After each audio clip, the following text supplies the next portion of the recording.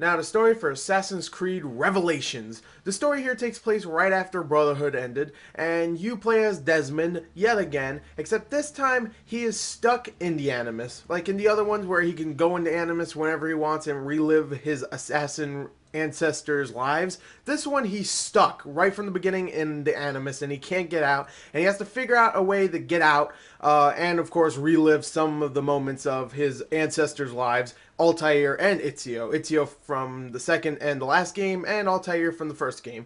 In this one, of course, Ezio starts off, he's pretty much the main character, let's just say that. Ezio is trying to look for these 5 keys that will unlock this door that Altair left him, pretty much. Well, left someone to find it, and he has to go find these 5 keys that are like circular keys, relive some of the moments in Altair's lives with each key, and use these keys to open this door to Altair's library. So he has to pretty much go open this door, find out a lot about the Creed, you know, his, of course, the Assassin's Creed, learn some of the history and stuff, and that's really the story. The story in this game is not as good as Brotherhood, or Assassin's Creed 2, or even Assassin's Creed 1, which I thought was a great story.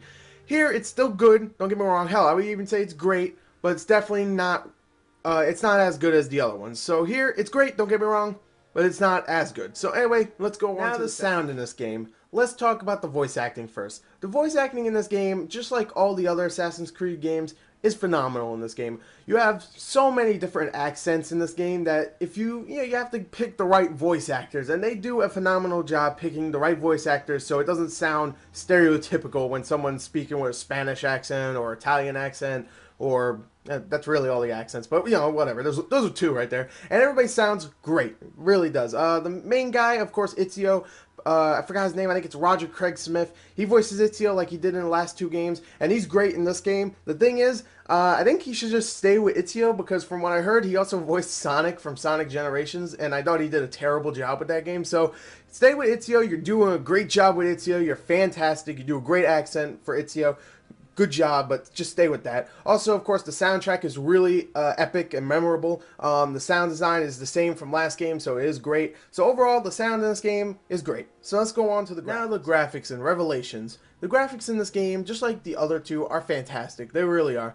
I actually noticed that there's some differences between these graphics and the graphics from the other 2, which is surprising because I'm not completely sure, but I think it's using the same engine as the other 2. But you'll notice like some little animations are different. Definitely the clothing physics and the way the clothing looks on Ezio and all the other characters looks fantastic. The animations for running looks, you know, mostly the same, but there's some that are definitely different. It just looks like a better, more fleshed out game. So there you go. Graphics, I think, are definitely better looking. The animations for the characters, the facial expressions, the texturing is really great. The color work, all the color palette choices they use is amazing. The graphics in this game are great. Let's go on to the game. Now the gameplay for AC Revelations stays mostly the same from the other games, except with a few new features. You have the combat, which is still just as solid and smooth as it's ever been. It's easy and a lot of fun just to take out a multitude of enemies on screen in pretty much a blink of an eye. The climbing is still great but flawed in the way that sometimes when climbing up a side of a building or a tower, you'll jump off and kill yourself just by pressing the wrong button. Besides that, it still makes for some of the most intense parts of the game when you're chasing someone or you're trying to run away from something before it catches you. It's a lot of fun. It still is. The combat and the platforming is great. So is the stealth in the game, which is used a little bit less in this game, which I noticed, but still very good in the game. All 3 of those things, just like in the other games, you still have the ability to carry an excess amount of weapons to kill your enemies with, like throwing knives and poison darts, and of course swords.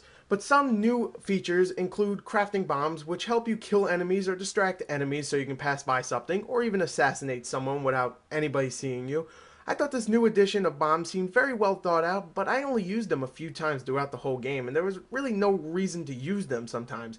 Another new addition is a hook blade, which lets you climb up a building faster, kill enemies in a new gruesome way, and use zip lines for faster travel, and it's actually a lot of fun. The last new addition to this game is a tower defense mode, which is something I never thought Assassin's Creed needed. It wasn't like I was playing Assassin's Creed 2 and said, you know what this game needs? Tower defense. Yeah. But it's still a lot of fun. It is actually a lot of fun, and it's well implemented into this game, and it just makes sense. It really does for it to be there. It's not stupid, it's not silly, it's obvious tower defense. And now, just like Brotherhood, in this game you can recruit assassins and train them to become badasses by sending them out on missions in different areas and letting them do what they gotta do. And you could call upon them whenever you like and to, I don't know, kill a guard or kill a bunch of guards at once. It's the same as the last one, but it's a lot of fun to do. You're also getting new and improved multiplayer mode, which is, just like Brotherhood, a lot of fun, but won't have much lasting appeal. Overall, this game is still great, but it's easily the weakest since the first game. The story isn't as captivating, and a lot of the new additions aren't really needed in the game. I mean, they're fun, don't get me wrong, but they're not really needed. With that said,